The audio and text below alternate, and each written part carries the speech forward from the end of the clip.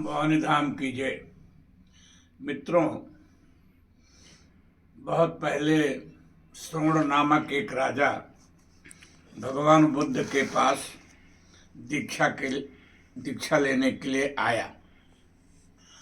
श्रवण राजा की ख्यात एक बहुत ही भोगी राजा के रूप में थी। उसके राजमहल में तमाम सुंदर सुंदर स्त्रियां विभिन्न देशों की, विभिन्न राज्यों की और तमाम प्रकार की महिलाएं उपलब्ध रहती थीं। परिणाम स्वरूप हमेशा उसके महल में ये भोग विलास, नृत्य, संगीत और मदिरापान का दौर चलता रहता था।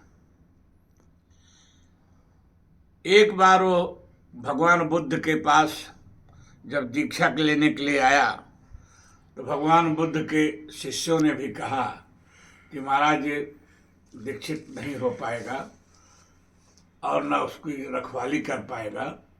तो भगवान बुद्ध ने कहा कि भोग की एक अति होती है, इसने पूरी कर डाली। जब ये भोग की अति पर गया था तो अब सन्यास की भी अति पर जाएगा, इसमें कोई संदेह नहीं है। और सच पूछिए तो इसको दीक्षित करने के लिए ही सन्यास आश्रम में मैं आया था और इसीलिए राजधानी पहुंचा था। परिणाम स्वरूप उसको भगवान बुद्ध ने श्रवण नामक राजा को सन्यास की दीक्षा दी। और दीक्षा लेने के बाद भगवान बुद्ध के अन्य शिष्य समतल रास्ते से चलते थे, जबकि श्रवण झाड़ झंखाड़ और कटीले रास्तों से चलता था। भगवान बुद्ध के शिष्य धूप में, तपती धूप में पेड़ की छाया में बैठ करके विश्राम किया करते थे और वो बजाय विश्राम करने के हमेशा खड़ा रहना पसंद करता था। भगवान बुद्ध के शिष्य दिन में एक बार आहार लिया करते थे, लेकिन श्रवण 2-3 दिन में एक बार आहार लेता था और धीरे धीरे वो अपने को निराहार रखना शुरू कर दिया। परिणाम ये हुआ कि जब भगवान बुद्ध को ज्ञात हुआ कि कई दिनों से श्रवण आहार ग्रहण करना बंद कर दिया है, तो वो श्रवण के पास आए और कहा, मैंने सुना है श्रवण कि तुम बीड़ा बहुत सुंदर बजाते हो। तो श्रवण ने कहा, जी मैं बीड़ा बजाता था। तो भगवान बुद्ध ने कहा कि जब बीड़ा के तार बहुत ढीले हों तो क्या संगीत निकलेगा?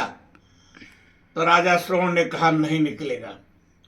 फिर भगवान बुद्ध ने दूसरा प्रश्न किया कि यदि बीड़ा के तार बहुत कस दिए गए हों तो क्या संगीत प्रस्फुटित होगा?